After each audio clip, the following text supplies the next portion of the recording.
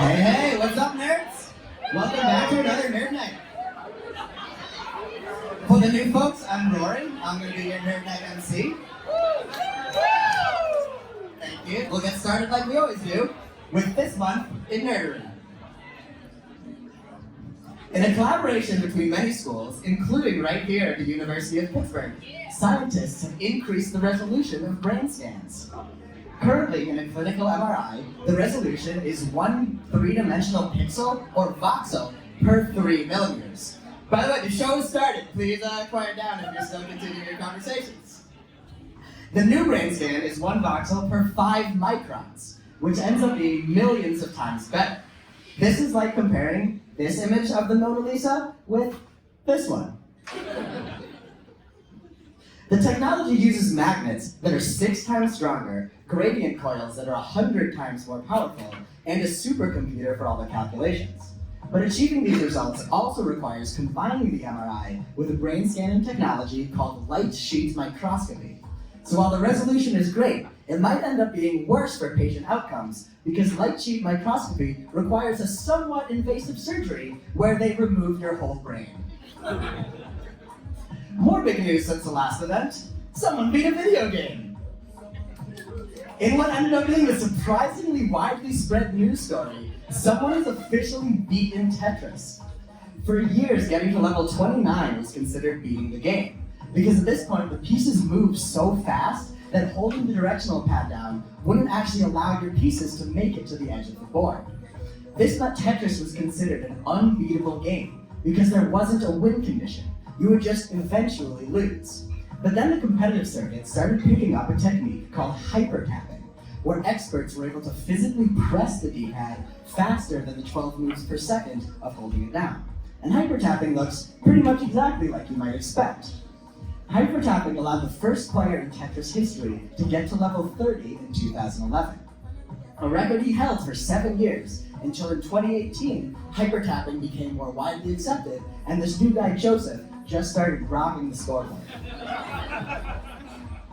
The reason he was able to start breaking these records so quickly once he started is because the original programmers thought level 29 was the highest it could go. So after you reach that point, the pieces stop moving faster as you get farther. But even with this advantage, hyper-tapping just barely made it possible. Getting this far still required nearly perfect placement, as well as good luck with what pieces you're given. Then in November 2020, a legendary player named Cheese developed a new technique to allow him to be the first player ever to reach level 40. The technique is called rolling, where instead of tapping the directions at all, you just hold one finger over the D-pad and play the bottom of the controller like the lead guitarist from Dragon Force. Not only is it a lot more graceful than hyper-tapping, but it allowed Cheese to press the D-pad over 20 times per second. This technique allows the game to be played at just absurd speeds. Cheese says he's extremely proud of inventing rolling, but it's also led to a lonely life, because for some reason his girlfriends keep exploding. Luckily, rolling also works for finding new ones. Once rolling hit the main circuit, the luck factor was removed, and getting farther and farther just became an endurance contest. Who out there can do this with perfect accuracy for as long as possible, while also battling glitched colors that start appearing at level 138, making it almost impossible to even see the pieces. At this part of the story, someone built an AI to play Tetris, and discovered that eventually the game starts crashing in what gamers call a kill screen. This is where issues in the code are encountered when reaching levels the original programmers never expected players to get to, and these issues cause the game to crash. So you don't necessarily win, but you also don't lose, similar to how I've never lost a game of Monopoly. In most games though, the kill screens are consistent, such as Pac-Man always crashing at level 256. The Tetris AI was causing crashes inconsistently and seemingly at random, until the biggest nerd in this story about Tetris looked into the compiled Tetris code and discovered it wasn't random at all. He then created a spreadsheet of exactly what different mechanisms performed at what different times would cause game crashes, determining the earliest place to kill the game was to enter level 155 by clearing a single line. Of course, skipping killing the game at level 1 by entering it with your fist.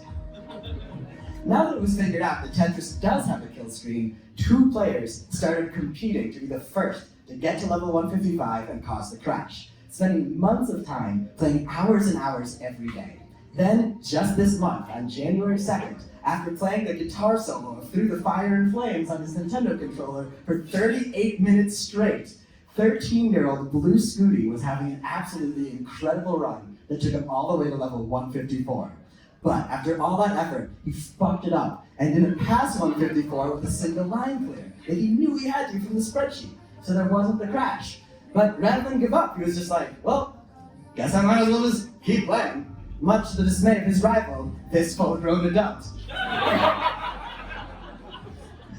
So he does. He gets to 155, 156, and when he finally makes it to 157, he randomly encountered one of the other mechanics from the spreadsheet, and the game finally crashed. So now, after its original creation, 38 years ago in 1985, Blue Scooty is the first player ever to officially beat Tetris.